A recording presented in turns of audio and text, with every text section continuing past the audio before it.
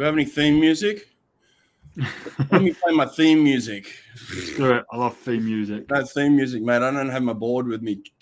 Hey, Happy New Year, mate. Welcome to 2023. Happy New Year, Brett. Oh, I've not even got a drink with me. But yeah, cheers. Cheers, everyone. Cheers to 2023 and more great swimming. Mate, there was a lot of great swimming in 2022, which is, well, I guess officially it was the year after the Olympics, right? And so there's usually the year after the Olympics is pretty good. I think it's generally this year that's a little lame, right? But because we're only 18 months out now, I think that's gonna change. I think this year is going to be a big year. Yeah, I think as well, because of that setback of a year from the Olympics, and obviously that added everything changing up. This year's calendar was crazy. It was a Commonwealth year, but also a World Championship year. And I just don't think anyone's really had a moment to breathe. So I do know some people have been trying to use this sort of little short course spell in the last sort of 3 months to have a breather, people like Sarah Sjostrom.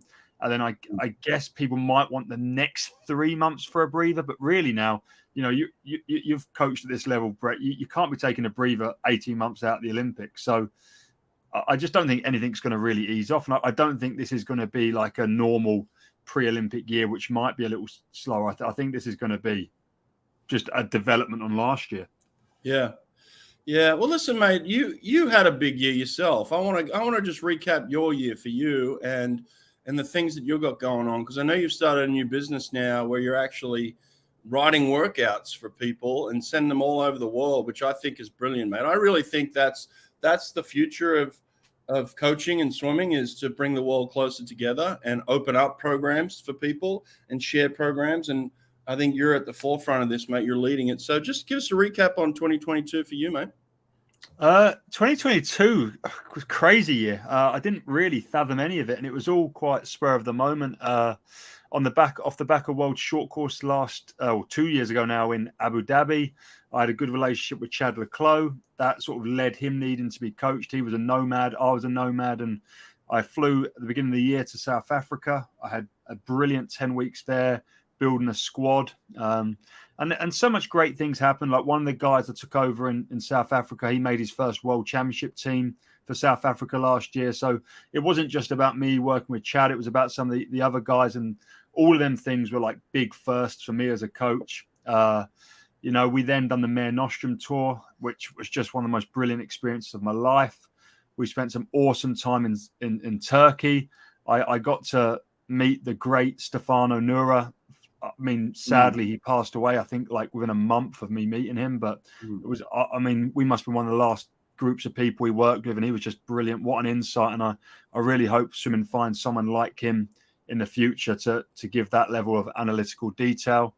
And then, yeah, it sort of culminated for my coaching in the Commonwealth Games, which was sadly not what we was hoping for. And, you know, it was quite a big thing to swallow. And then going onwards, I started Patreon really early in the year, and I had like a custom program thing that one person signed up for over the course of the year. But then not coaching, I wanted to write sessions. So I made a website. I added that as an option, and I can't believe how many people have signed up. And it's something that I find really cool to do. And I've never been shy of giving out workouts, just like you, Brett. I mean, if you watch any of my vlogs for this year, you can see the workout I posted on the screen that I delivered to my athletes. So I've not been shy with the workouts I've written. And if anyone asks for any of my workouts, I'll give them to them. But if they want workouts for them personally, I can now do that for a fee on my website. Right. Yeah, brilliant, man. I love it. Actually, do this. Type your website into the comments section so people can have it there. They can find it, and they can track you down. I think it's brilliant, mate. You know, you've got a lot of good insights there. I mean, you've been coaching now alongside the likes of James Gibson and many other brilliant coaches that I hold in very high regard, and you know, had some influence on you as a young man, mate. And that's the way I was as a young coach. And you need those good influences and good people around you.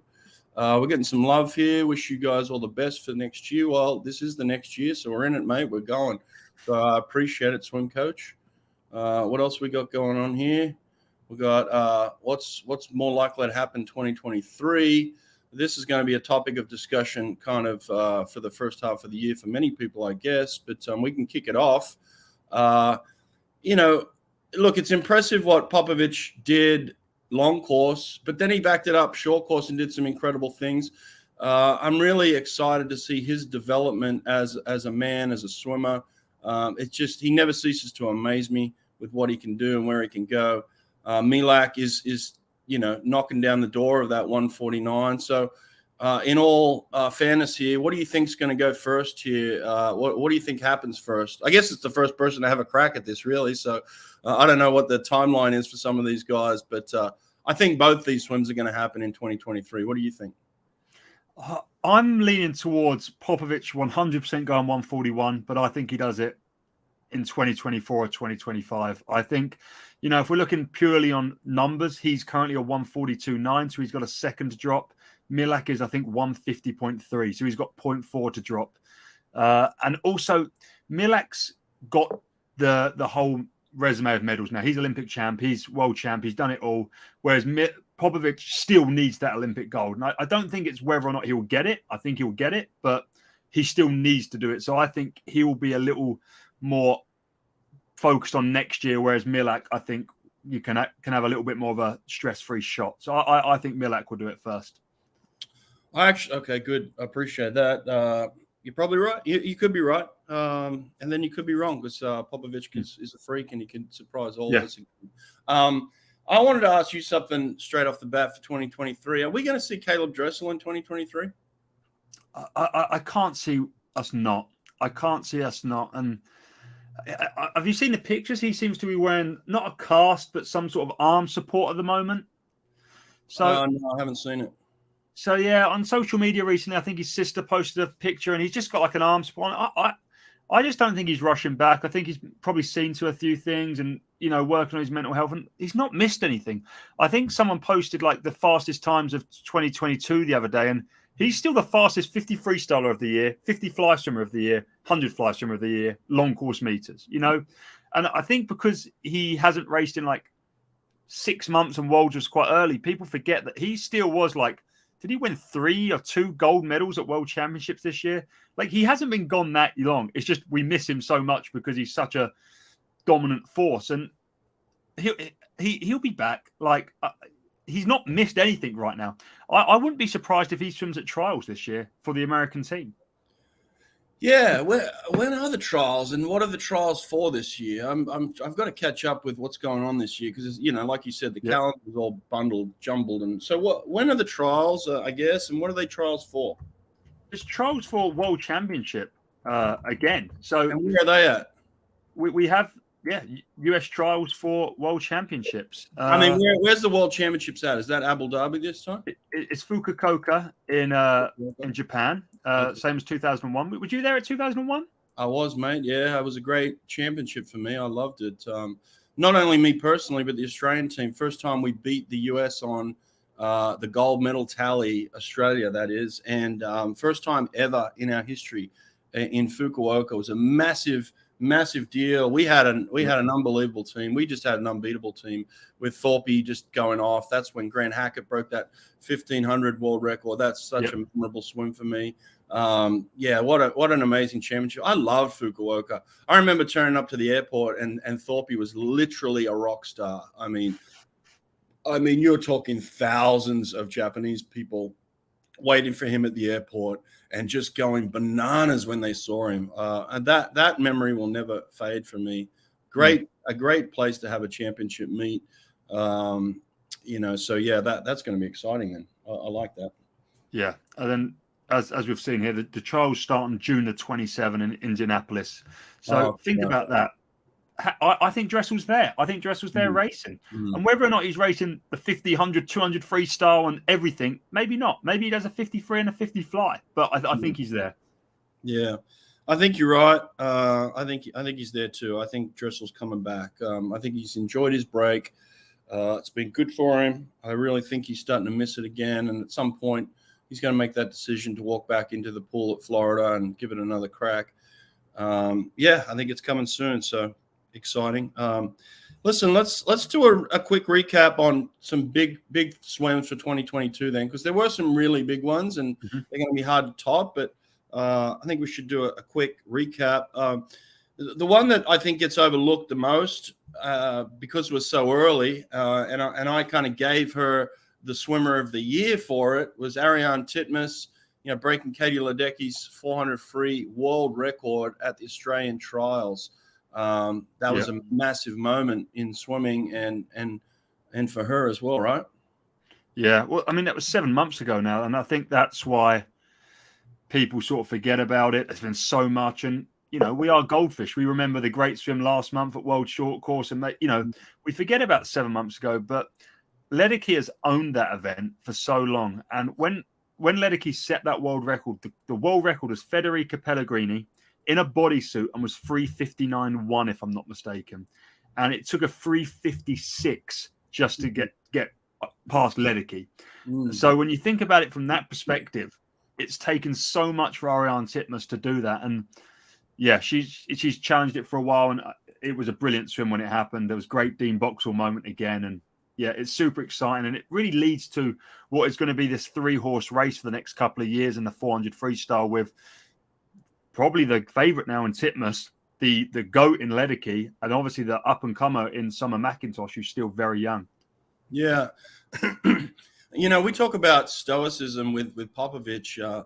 I got a text from Dean Boxall yesterday, and here's stoicism for you. He says, we're going to have a great podcast in August of 2024.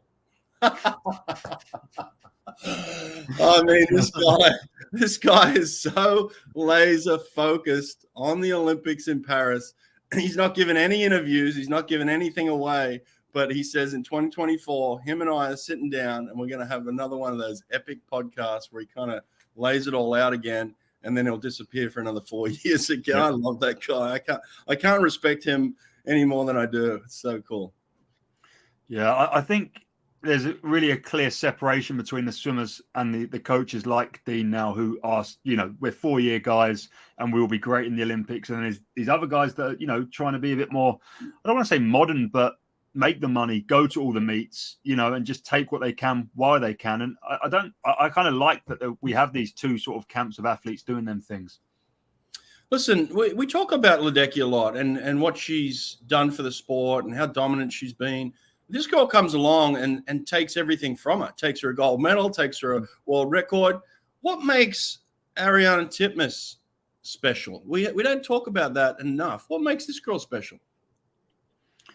I think, I mean, you've seen, been around these athletes. There's so many things, and I think when you look at someone like the coach in Dean Boxall, you clearly have to be a certain individual to get on with that sort of character. Certain people would probably break under his coaching style. They would find it too intense. So, we probably know more about Dean than we do about Ariane, but just by knowing what we do about Dean, we know that Ariane is clearly a very rugged girl. She clearly can handle a lot, and she clearly wants a lot. And you pair that with the fact that she's clearly uber talented, has beautiful strokes, beautiful pacing, beautiful tactics. It's probably not a surprise that she can take on someone like Ledecky. Yeah. Look, most of the time in situations like this, you have a coach that's very, what's the word here, where it's authoritarian, like this is the way we're doing it. I'm telling you what to do. You don't ask questions. You do what I tell you to do. It doesn't seem like this is that type of relationship. No. Ariane is very headstrong. She knows exactly what she wants. She demands Dean to push her, to hold her to a higher standard. Yeah. She asks for it. She wants it. And she embraces it. And then she's giving him feedback. She's very open. I mean, she just did the commentary at the World Championships. This girl's not afraid of who she is. She's very comfortable in her own skin, and it's very clear that she wants to be the best in the world. And she asked Dean to hold her to that standard. That's I think the special part of her. Yeah. I think everything's sort of leading to this being an absolute magical couple of years of racing as well, because Ledecky's trajectory, she didn't have to be much better than she was for the last sort of 5 years. She could be off and still win by a country mile. And you know, with the surgence of someone like Ariane, she has to be great, and well, just a PB now to even challenge for that 400 and set a world record in the process. So Ledecky knows she needs to be better than ever.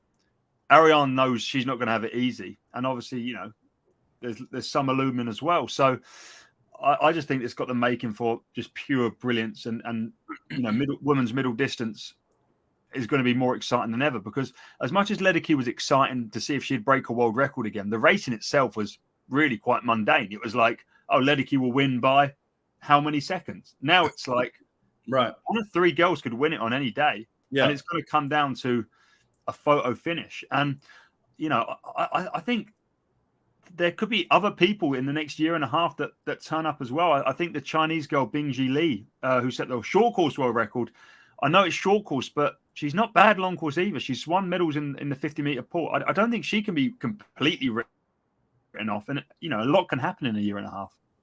Yeah, you're right. You're right. But I do think everybody's onto this, you know, this kind of rise of Summer McIntosh. We've seen it coming for years, obviously. And this was part of my conversation with Dean even a couple of years ago. Like, he was telling me, hey, get me as much information as you can on Summer McIntosh. That girl's a superstar of the future. Mm-hmm. He was picking it 2 years ago, and I don't think it was hard to kind of see where that talent was going. And I think it's obvious for a lot of people. I mean, she's got the body type, she's got the endurance, she's got kind of the mental fortitude of like standing up next to anybody and being comfortable in her own skin as well. And she's starting to dominate. I mean, she has this swim at some point over the summer where she's 4:28 in the 400 IM, right? Like, this is a massive swim. So there's a lot of talk of her breaking the world record in the 400 IM, which I guess could either add or take away from her ability to swim and dominate a 400 free. I mean, you could argue maybe both ways, but she's obviously going to be there, right? And I think that's going to be the key. So Summer McIntosh is really kind of the one that everybody's looking at to possibly maybe go to that next level of being a multi-Olympic champion, right? I think so. And the question really for Summer is what her and her coaching staff sort of consider as the targets for for Paris, because she's currently the world champion in a 400 IM and a 200 fly. So you've got to think they're events that she wants to focus on. Right. Then obviously she's silver at the world champs this year in the 400 freestyle, and also silver in the Commonwealth Games in the 400 freestyle. So there's so many options for her to pursue, and it's kind of right now, does she just really lock in on the medley and the fly and almost lock them in for gold medals, or does she try and create history and win them both and take the 400 free on? Or does she just sort of go laser focus 400 freestyle to try and beat the two giants, you know? And but for, you know, that's quite kind of a bit of an ego thing to do. So there's so many things. And also just by looking at her performances, it really clearly shows where her focus is, because her 400 IM can really change based on like her freestyle ability and her fly ability. So, you know, she's been 4:28 twice now, but both in season, not at a major meet. So I wonder, you know, if it takes away when she starts focusing on everything from the main event sort of thing. Yeah. And listen, I also want to say this for those people that are listening too. I appreciate you coming on and listening, and please keep putting your comments in the comment section. We love them. Here's another one, actually. What's this one say? What do you think about Marshawn? We're going to get to Marshawn in a second, okay? I'm going to come back to this one. I appreciate the comment. Listen, I want to say this. Look, you and I are sitting here talking about swimming because we're passionate about swimming. We comment on it. We tweet about it. We put videos up of it. We create kind of these things where people are going to have conversations about what we say. Look, we're passionate about swimming. We love all the swimmers, right? But there's going to be a time where you've got to have some opinion. You got to have some fun. You got to poke the bear a little bit. I got to tell you, I do poke the bear between Ledecky and Titmus a lot. You know, like, I understand how good Katie Ledecky is. I do. I get it. But I've also got to poke the bear and say, you know, this is what Titmus has done, and build up this kind of epic battle for 2024. So look, we have some fun out there, guys. It's not all serious all the time. We're trying to kind of grow the sport. You're doing it on your side. I'm doing it on my side. We're coming together collectively. We're ranting about it. We're having some fun with it. But at the end of the day, we have the utmost respect for the swimmers and what they're doing, right? Yeah. Yeah. I've always had this thing where even when I'm working with some of the top swimmers, I can't help but respect everyone in the pool, unless there's something completely questionable going on. I love fast swimming. I struggle not to get excited. And even when I was, working with, say Chad, for example, I'd see, I think Carson Foster goes 153.7 in a 200 fly long course at a state meet in America. And I'm like, whoa, that's freaking awesome. And I text you guys about it. And, there's no animosity towards anything. Obviously, I want Chad to go and beat Carson and beat everyone. And, we can have people that we're supportive of because we have personal relationships. But I love fast swimming, and I don't really mind where the fast swimming comes from a neutral standpoint. Yeah. Well, yes, you're right. And I agree with all that. And then you could tell, when Popovich was building up to break Caesar's world record, that's a world record that I was very attached to.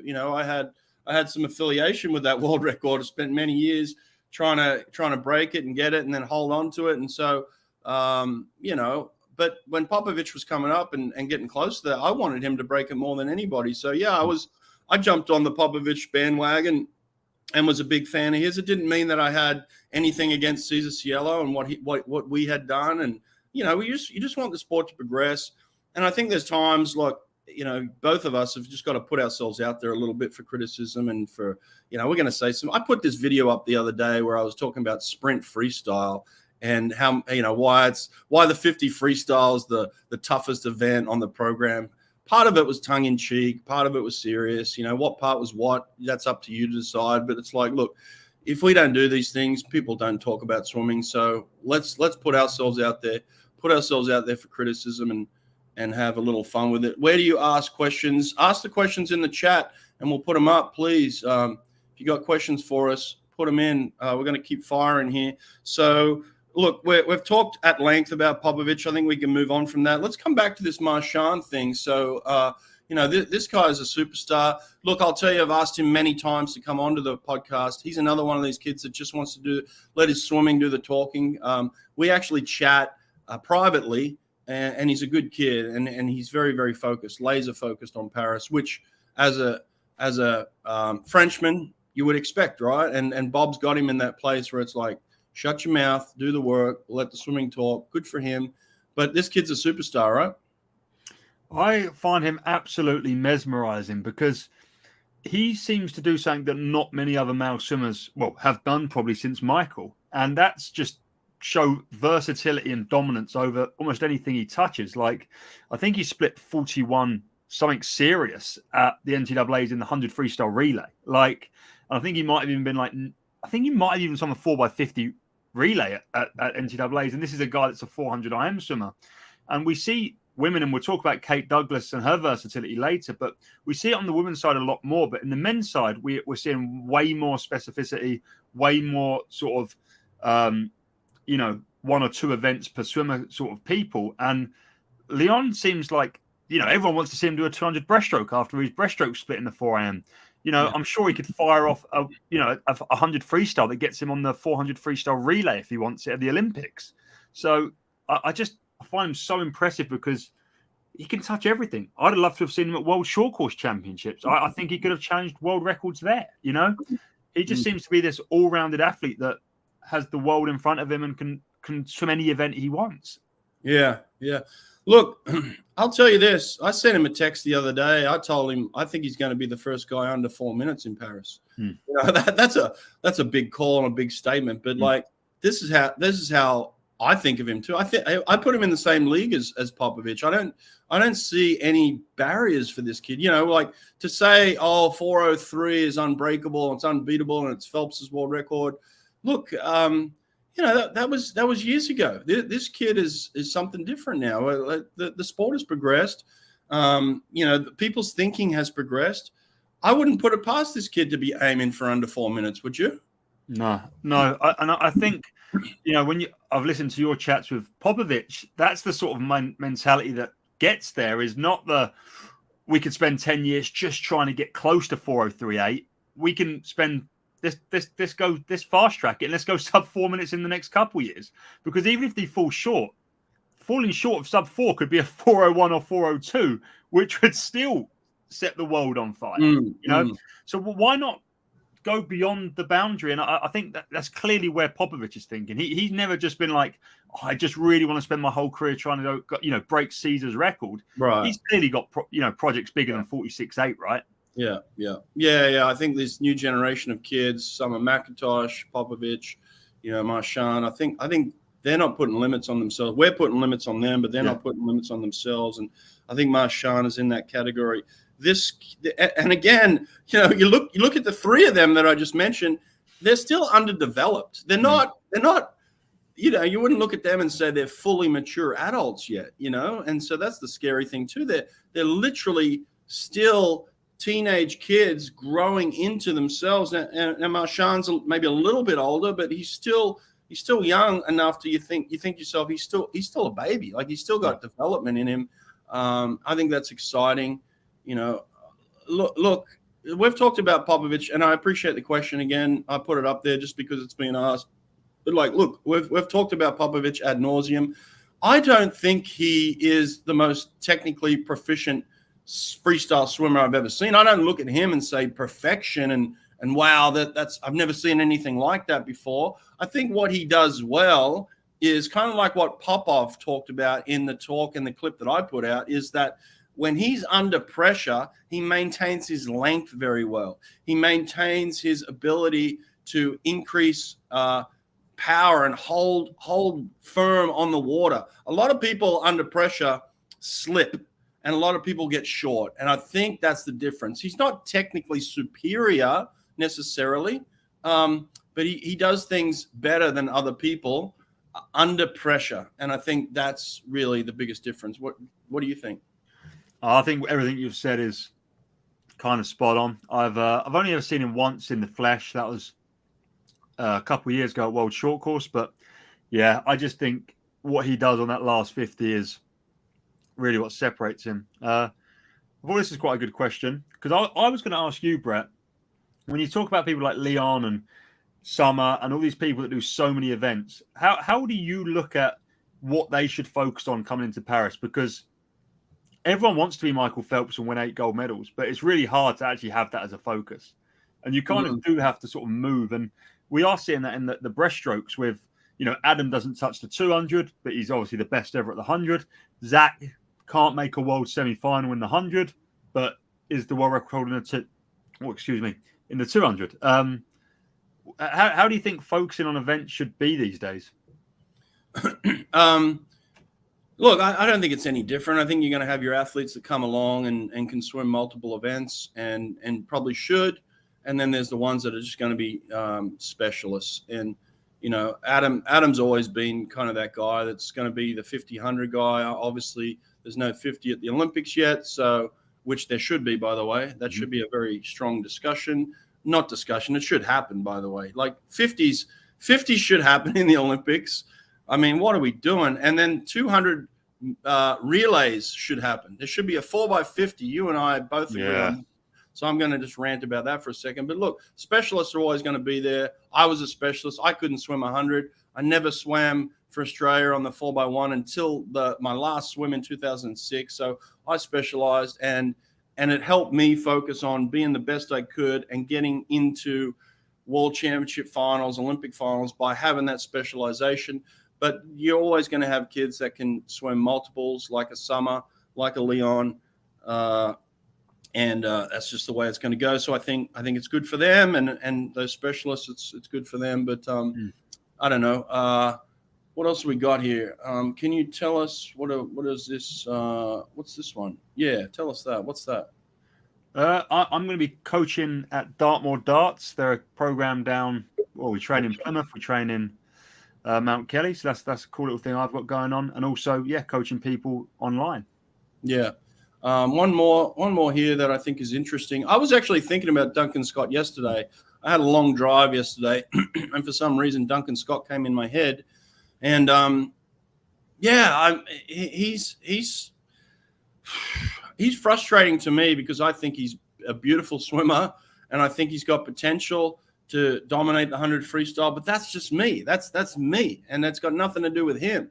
Not dominate the 100 freestyle, but be a contender in the top, 3 guys. You know what I'm saying? Like, I just think he's got that type of quality. I don't know what he's going to swim. It's interesting. It's between him and I don't know. Do you have any insights on Duncan Scott? I sadly do.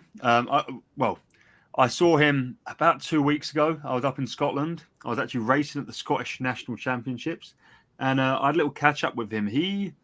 He's suffering with some sort of, I guess, autoimmune sort of situation. So he's been seeing some specialists in London. He's just been ill a lot. I mean, we saw him pull out of World Long Course this year because he was ill. I think he pulled out one more meet this year ill, and I think they're just really, again, using this year as the year to try and figure out how they can basically not risk him getting ill when it matters. Because, at the moment, it seems like it's a bit of a roll of the dice. He, as I said, pulling out a world champs this year. And actually, one of my mates swam at Stirling and actually watched the world champs with him this year, like in the TV in Scotland on the TV. And apparently he was just like, the emotion in his face watching the 200 freestyle and some of the other events, like you could see he wants to be there. So it weren't like he pulled out because he was not wanting to be there. Like he really couldn't swim. And I think they're just trying to figure that out. But I mean, if they do figure that out, which I really hope they do, I think 2IM's his event. I think that's his event to lose. I think, that's why I think he wins. Okay. All right. Well, yeah, I think that's what he thinks too. And he's talked about that as well. That's sad to hear about the autoimmune thing. I hope that doesn't end up being something serious at all, and they can figure that out, because that's not. I got personal relationships of people that are going through things. Obviously, we know about Michael Clem and the struggles he's been having lately with something like that. So not good. Well, I just want to quickly say before people blow that out of proportion, I don't think it's anything super severe. I just think he's been getting run down really quickly. I don't think it's anything major, and I don't know the intricacies, so don't put this up anywhere and make a big fuss of it. Is what I'm saying. Hey, listen, I want to bring in one of our major sponsors right now, who has been incredible support for us. But the reason why we support her and what she's doing is because she's having a massive influence on swimming in the world, not just in America. And she's doing some fantastic things. I'm a big believer in what she's doing and how she's doing it. And so I just want to bring in Erica Beine right now for everybody. Hey, Brett. How you doing? Good. How are you guys? Very good. Very good. Where are you at? I'm in my basement in Lafayette. In my basement in Lafayette, Indiana. I've been listening to the show as you guys were chatting about all these awesome swims from 2022. It's been fun to listen. Yeah. Well, listen, you're had a big influence on a lot of these swims and what your company's doing and what you're doing with swimmers. So look, we talked to you a little while ago about what you're doing with the business. Give us a recap on everything that's going on. Oh my gosh, there's so much going on. We've added just in the last, I think it was 2 years ago, almost to the date we are on your show. And that was literally me, I think, and one other person on our staff. So from there, we've grown to 12 people total, which includes 2 of our interns. We have 4 athlete ambassadors now, which is amazing that we have some really, really incredible, well-known athletes in the world representing our brand that believe in what we do and are, sharing that knowledge with everybody. From the time that we last talked, we had literally one thing that we did, and it was a little unrefined in a way. Like, we did testing, we went through results, we talked about supplements, and that was kind of it. And from there, we've really designed this whole 12-week program that's now includes like a Zoom sessions every other Sunday night for live Q&A and information. We have more board certified and certified sports nutritionists on our staff. We have an Amazon store. So if people want to know, hey, what should I eat during a meet that's good, they can go to the Amazon store. They can look and get ideas or purchase right from Amazon or buy it in their local grocery store. So it gives them lots of different great ideas. And that's been a huge help for people just to know, what can I eat, or what should I eat? What's good out there on the market? I don't have to search the aisles for, multiple different products and read ingredient labels. They can just go to that little Amazon shop and click on what they're looking for and kind of see what they want to buy, which is awesome. We have a private client Facebook group. We have a blog, and we've had some amazing guest bloggers like Natalie Hines and Linnea Mack.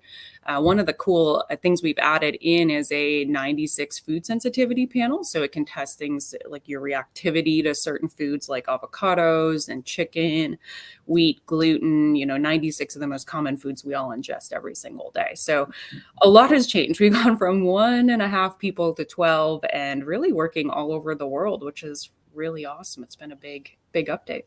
Yeah, very cool. I'd love to see it grow. I'd love to see the people that you're working with. Sonny, this is next level, man. This is where athletics is going, where we're getting down to the minute details. It's not, it used to be when I was an athlete, it used to kind of just be a crapshoot where you do what your coach told you to do, and then you'd pray, you'd hope to figure it out on the day, and you'd hope to hit your taper, right? Like that was the big thing in swimming.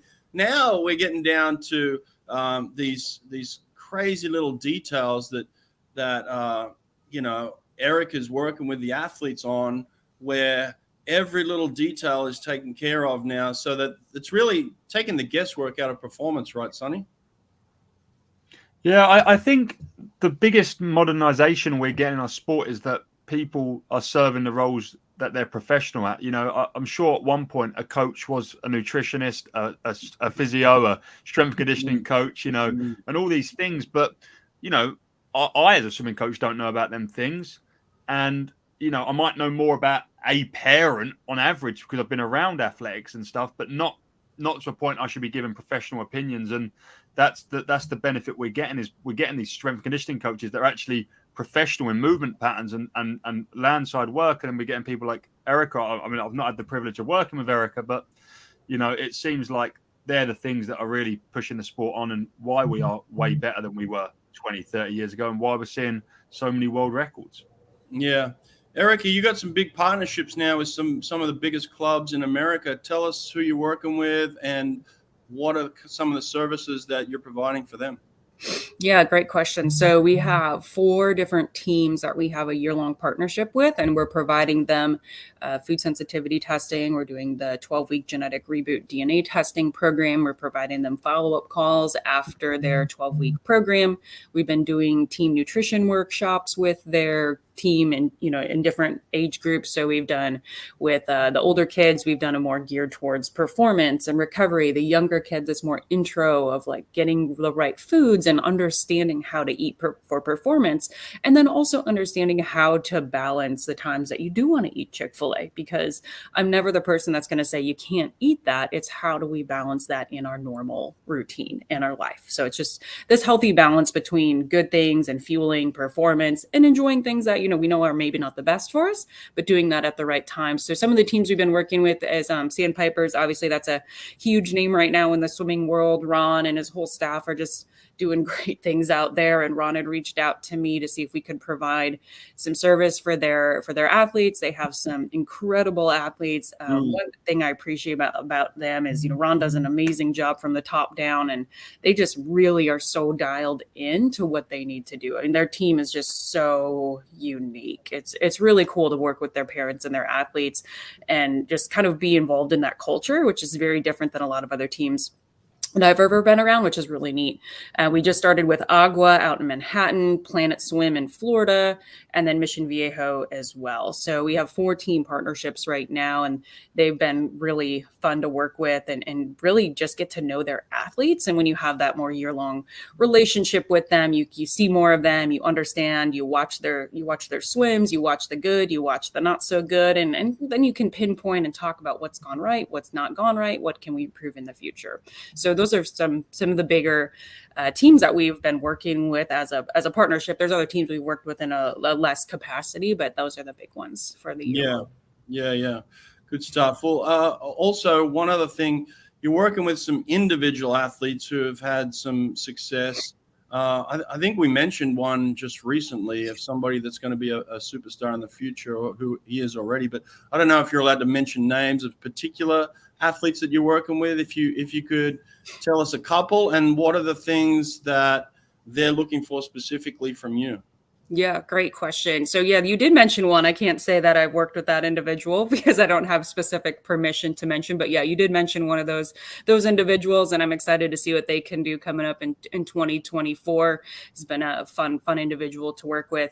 But some of the other people we've worked with, and some are well-known names in the world, some are not as well known, which I think they're up and coming that people may not even see. But people like Grant House, who's been lighting it up for a couple of years now, I just think he's just so on that edge of ready to pop. And I so appreciate Grant. He's one of our ambassadors. He's just an awesome individual. I really enjoy working with him, and Lydia Jacoby, and that's a worldwide name.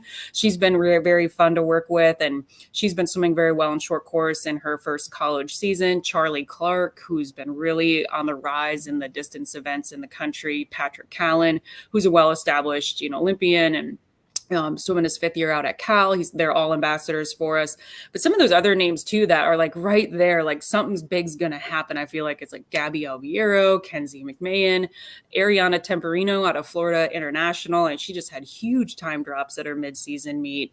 Austin Mondello out of Colorado Mesa, Nikki Frank out of Florida International, she had huge time drops. Clem Secchi, he's doing his 5th year at Mizzou, and he had the number 1 time in the 2 fly in the country for a while until Leon swam the next weekend or the next day. Will Modulin, who's been doing a big scene in the junior national type of scene. I believe this past summer he broke Hunter Armstrong's junior national record. Maybe it was in the 1 back or 2 back. I don't remember off the top of my head, but he's been fun to work with. The Foster boys, Carson and Jake, Maya Rasmussen out of New Zealand, a lot of the guys on the Arizona State team and the Texas men's team we've been working. So that's just a broad range of kind of in the last year what's been going on with the people we've been working with. And what they really come to me for, which is really cool, they come to us because they're already great athletes and they know there's another piece to the puzzle, right? And that's one of the conversations we have with them a lot right up front is they've already done so many things right. You don't fall bass backwards into being a great athlete. You've done a lot of things right. And now this is just another piece to the puzzle to figure out what you can do better. And so is it every reason Grant House swims fast? No, of course not. He has so many other things that go right and that he puts in the hard work for, but it's a piece to the puzzle, right? And that's why they come to us, because they want to recover better. They want to feel better. They want to have more energy. They want to not crash out on Thursday at workout. They want to actually know, and confidence-wise up here, that they're doing the right things for their body and not just playing a guessing game. Especially with the supplements, that's a huge controversial topic with a lot of the pros and knowing what, or the cayenne college kids, what to take, what not to take. So they just want some refinement is what they want. Yeah. I love hearing that the pros are looking for that next level, but I also love hearing that it's across the board now. You've got the Sandpiper kids who are like, these young dominant team in America, and they're saying we're not satisfied still. We want to be better. We want to find ways to improve, and that's what makes Ron Aiken so good. I think people, it's easy to just say, well, Ron does more yardage than everybody else. That's a cop out, right? Like Ron Aiken is one of the smartest, most intelligent coaches in America, and he's looking for that edge, and so he's brought on Beine Wellness Building to kind of find that little next level of excellence for him and his team. And I love that. So that's where people can find you, BeineWellnessBuilding.net. Erica, you're doing brilliant stuff, fantastic stuff. I want to continue to have updates with you and the way that the company is progressing, because I think it's just so important for the progression of swimming and what your company's doing. So yeah, it's exciting times, right? Yeah, it is exciting times. It's fun to be on Brett Hawk's show again. That's what's exciting. Well, let's make it a regular. Look, you're a Division I coach yourself, so it's like you not only do you know this side of the pool deck, but you know the other side of the pool deck too. So we should get you in here for some commentary. Do you? I'll ask you this: in terms of 2022, Erica, what was one of those swims that blew you away? Oh my gosh, that's a tough one. Dang, I mean, it's so hard because there's so many. One that sticks out was like Carson Foster. I mean, he just sticks out, and not only just because I worked with Carson early before going into Worlds, but that was a big swim at 4 a.m. He's had some really awesome things, and I just really appreciate him just because the backstory. Yeah, he's a great kid. And I just think he's just an awesome kid. And yes, these great athletes we work with, like Caleb, but I just appreciate who they are. Caleb and Carson, and these guys are just awesome people. They're so cool. Like I just really enjoy them, and you want to see them have success. So I mean, what you guys were talking about earlier, the Ledecky Titmus, I think that was Titmus, obviously pretty amazing, but then Ledecky coming back and having some crazy good. And then there's one person, I don't know if you guys mentioned her, I didn't hop on quite a while, but Beta Nelson, I went and watched her in Indy, and she was lighting it up. I mean, she is like she is just awesome. She's so fun to watch. So her swim in some of those events of the Indy World Cup were just pretty cool to watch her light it up. She's a talent for sure. She's a good person. Beta, take that next level into the long course now. Let's go. I think she's awesome. One last question for you from the audience here. Do you test the amount of fast and slow twitch fibers in a swimmer's body? You don't do that, do you? We don't do the biopsy, but one of the results that comes back tells you if you have more fast twitch or slow twitch, or you're a mix of both. So that does give you some indication on training, taper, what's going to fatigue your body more. So we don't do the biopsy. We do know what your athletic gene is. Right. All right. People can find you, BeineWellnessBuilding.net, right? Yep, that is right. Okay. Listen, I appreciate catching up. We got to run here soon, so I'll get you to jump. But like I said, let's check in quite regularly this year. Okay. Yeah, that sounds great. Thanks for having me on, guys. I appreciate it. Thanks, Erica. Take care. Bye. Have a good day. All right, Sonny. That's pretty cool stuff, mate. Hey. I like it. I want to know what twitch I am. I bet I'm slow twitch or something, or no twitch. I want to see. I find that stuff so novel as well. Like, I think when I was swimming, I just would have liked to know that stuff out of curiosity. I mean, the fact that you can do something great with it is like a additional benefit. I'm a bit of a nerd like that, and I don't know. I was always looking for that sort of stuff growing up. We didn't. When I was a little bit younger, we didn't have the wearables and this sort of insight that we can get now. But I think there's so much, and it's getting better and better and better. It's great for the sport, and I'd love to see how training looks in 10, 15 years off the back of all this sort of thing, because it's them clubs adopting it that I think really makes a difference. I think individuals is one thing, but when you go to a club and that's just something that you get as being part of the Sandpipers, that's the big difference, because it might unlock something with one so individual that makes them, really damn good. Yeah.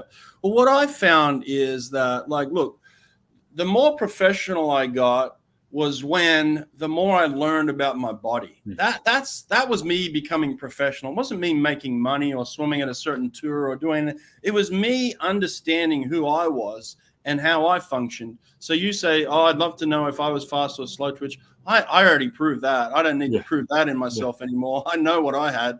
I had a lot of fast twitch, but that was years of figuring myself out, right? Like, I would have loved to have got a test and had a lot of that information that Eric is doing.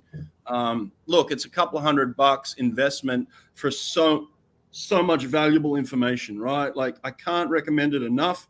The reason why we have her as a sponsor, the reason why we have her on the show, the reason why we love what she's doing is because she's adding value to performance, guys. Like, get out there and add value. Stop searching. Stop trying to figure it out on the fly. Stop going through season after season and saying, oh, we learned a little bit. Hopefully we can learn a little bit more next year. Or I'm not sure what happened, right? Like, have it down to a point where you know exactly what you're doing and you know exactly why it's happening. So that's why I love what she's doing. Brett, one for you here. Will Caesar's record finally get broken in the 53 this year? Good question. Should it? Yes. Should it? Yes. Will it? No. No chance. You know, when I look, I was coaching both those guys. When Fred went 21.93, I was in Paris.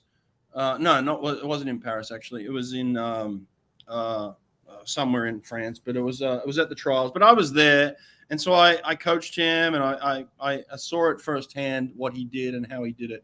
And then the same thing for Caesar, right? Like, so I've had this box seat for these two guys that have done this thing. So it hasn't just happened once to me; it's happened twice with two different athletes. And so what I say is the possibility there? Yes. But you have to be perfect. I mean, those suits definitely, Montpellier, thank you. Those suits definitely helped that race. There's no doubt about that, right? Because what it did is it sat you up in the water and it just kind of hydroplanes you. So you're going to have to be perfect on a swim like the 50 freestyle to get that sort of acceleration. I do like what the suits are doing these days. The new suits are pretty cool, but it's going to take a perfect swim. Is it out of the realm of possibility? No. I hope we get closer and closer to it because I love seeing fast swimming, but yeah, it's going to take something special to take that one down for sure, you know. Another one for you, Brett. Who are the 1 to 2 people you really want to get on the podcast this year? Good question. Okay. I think there's talk. I'm gonna put this out there. There's talk of a new young president of the IOC. Can you guess who it might be, Sonny? And a new young president of the IOC. And I'm gonna give you another hint. Female. Young president, IOC member, female. I mean, Kirsty Coventry? Boom, Kirsty Coventry, right? There's talk of Kirsty Coventry taking over as the president of the IOC. Swam at Auburn University, a teammate of mine. We didn't swim together, but, you know, when I say teammate, Auburn University. So coached by Kim Bracken, Zimbabwe, right? Olympic gold medalist, world record holder.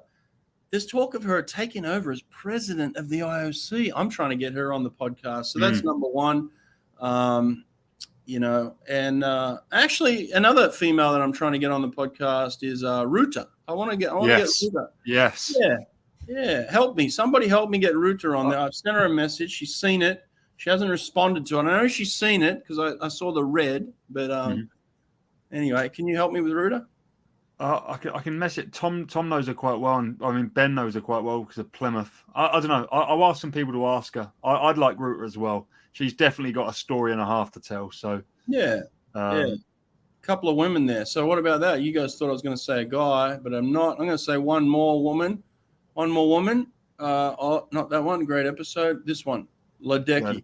Ledecky's not coming on my podcast. I give her too much shit. In terms of the Titmus and Dean Boxall kind of build up. I seem to be on the side of Titmus and Boxall, right? Like, I'm Australian. I kind of build them up and I give Ledecky a lot of shit. Ledecky is an all-time legend, right? You can't give that girl shit. I give her shit to build up this idea of this Paris, head-to-head. I want the biggest build-up in world swimming history. But look, Ledecky's a legend, but I don't think she's coming on my program anytime soon. Just not happening. I want to mention this. He's commented about 1 million times, but we have not talked about Thomas Chekon, 51.60, breaking Ryan Murphy's 100 backstroke record by quite a margin. And he's probably right. It's one of the least... With a stash? With a stash? With the tash, yeah. Yeah. It was a brilliant swim. No, you're right. It was a brilliant swim. We haven't mentioned it much, but it should be mentioned. It was awesome. And he's a great swimmer as well. He's a great freestyler, great medley swimmer. So, yeah, great for Thomas Chekon. Yeah. Great stuff. Yep. Here's a topic you like to talk about. Emma McKeon. What would you attribute? I mean, coaching change. She's with Michael Bowl now permanently. Been there for a couple of years. So I think that's helpful, right? So coaching change for sure. Just probably, understanding herself, becoming a woman, and confidence. That's always, a big thing when you stand behind the blocks. You want to feel like you understand yourself. I think she's a woman now, and she races like one. And she's got a steady boyfriend in Cody Simpson, who's there as support, for her, and that's also, part of your life. Your outside life, you've got to have things under control and things happy and healthy. She's got a healthy relationship there. So I think just things are clicking for her. But ultimately, I put it down to probably training with Michael Bowl full time. What would you say?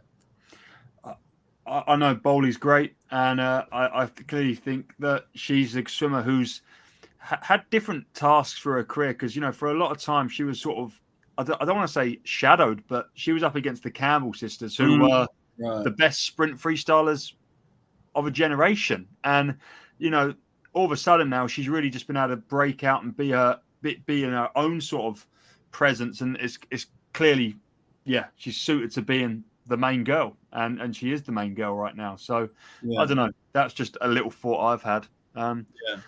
I saw a comment a little while ago, which I wanted to bring up because it was about Marit Steenbergen. And it talks about her comeback, but I didn't know much about her until she won the world title in the 100 IM a couple of weeks ago. But she burst onto the scene in 2015, winning, junior championships and also senior medals at world championships at 15. And then didn't win anything really until she was double European champion this year and world champion. So she's 22. And so you don't really talk about a comeback at 22, but I think that's pretty bizarre that she was world class at 15, and 22. She's now back on top. Oh, it's interesting you say she was world class at 15 because I have heard her name a lot, and then to say that she's only 22, I'm like, what? Yeah. Doesn't make sense, but now it does. So I mean, good for her. She's figuring again. I think it's just figuring out your life and getting all the pieces in place. It's one thing to say, well, I got the training down, but have you got stability in your outside life? You're in the pool for 20 hours a week. You've got 140 something hours with yourself outside of the pool every week. It's there's a lot of time to screw things up. And so you never know what's going on with somebody until they get their personal life under control, which then matches up with their professional life and it all matches. Then you have someone that's really clicking, right? So here's a question. Who are you coaching at the moment? Are you still working with Cody Simpson and Bruno Fratis? I do not work directly with anybody. I'm not working with Cody or Bruno, but we talk constantly. Good friends of mine, always available to them for anything. And we like I said, we talk quite frequently. They keep me updated with what they're doing. They've got their life under control. Bruno is an absolute consummate professional. He sent me something yesterday where it was a stat where he's been in the top 10 in the 50 freestyle in the world for 13 years straight. I saw that. Yeah, it's crazy. 13 years straight, top 10 in the world. I mean, come on, man. So look, they don't need me. And Cody's with Bowley, right? So they don't need me. But in terms of I'm always here for them. Yeah, we talk constantly. I work for any question. So if you guys don't have an any question profile, you get a free profile. Go over to the Any Question app. We've got all the best swimmers and coaches in the world on there. Sonny's on there. I'm on there answering questions. I work full time in the tech space now. I do swimming commentary for fun. I do this for fun. It's a hobby. I got to get back to work here in a minute because I do have a full-time job, and I love my full-time job. Don't get me wrong. I'm in the tech space and I'm learning so much. I could do a whole podcast on the things that I'm learning. Actually, go to the Greg Bennett Show. I did a podcast on this. The Greg Bennett Show. Check it out. And yes, that's Sonny's link in the comments there. Let's put that up. That's Sonny. So get on any question, ask Sonny questions over there. He's answering all the time. But if you want to check me out and my story and what I'm doing in the tech space, go and listen to the Greg Bennett Show on Spotify. And we did an hour-long podcast, and it was absolutely fantastic. There's the Apple Podcast link if you're on Apple Podcast. There it is. Yeah, check out that Apple Podcast. So lots of stuff. What else, Sonny? We're going to wrap up here. Anything else going on? I'm excited for this year. I like watching swimming and seeing what's going to happen. And this show's going to happen regularly, right? We're gonna be live every week. Yep. We're going to do this every week, guys. We're going to do a live show Monday morning every week. We're going to chop it up, add clips, and let me give you a little insight into the podcast itself. We're going to do one podcast a week. We're going to break that up into clips. Tomorrow we have Jordan Crooks' coach from Tennessee, Josh Huger, and he talks about Jordan Crooks and his coaching and all about it. We're going to break that up. That's going to be a fantastic podcast that comes out tomorrow. I did it a couple of weeks ago, and we go into great detail on Jordan Crooks, and we talk about this. Will his short course swimming translate into long course? All those answers in the podcast tomorrow. Check it out. It's going to be a lot of fun. That's it, guys. Maggie McNeil. We didn't talk about Maggie McNeil, superstar. Good to see her back. LSU, Rick Bishop. She's pretty fun to watch, hey? She's ridiculous. I mean, the craziest thing I saw her do this year was turn 8th in a 50 butterfly final at the World Championship. She was 8th at the 25, and she won the race. That means she went from 8th to 1st in basically 13 seconds of swimming. That's bizarre. Her underwater is the woman's Jordan Crooks. Them two are the underwater stars of swimming, I think, right now. Yeah. Where's Nate? Nate's in the background. Nate doesn't like to show his face very often, does he? He likes to do all the clipping and the editing and the behind the scenes and setting up these shows. Nate's a worker bee, Nate's one of those ants that carries all the other ants on his back, We love Nate.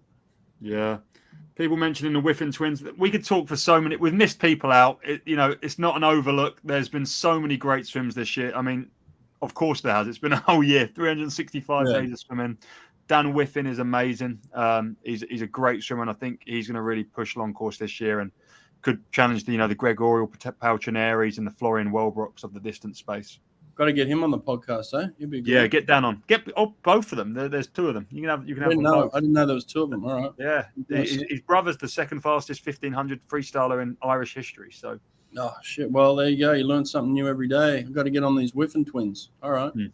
Love it. Hey, Sonny, it's been awesome, mate. We're going to do this every Monday. I don't know if you're going to be here every Monday, but we're going to do it, and someone's going to be here every Monday. So we're going to put out a live show, talk about swimming every week, and we appreciate everybody in the audience. Thanks for the questions. I love watching them come through and trying to put up as many as we can.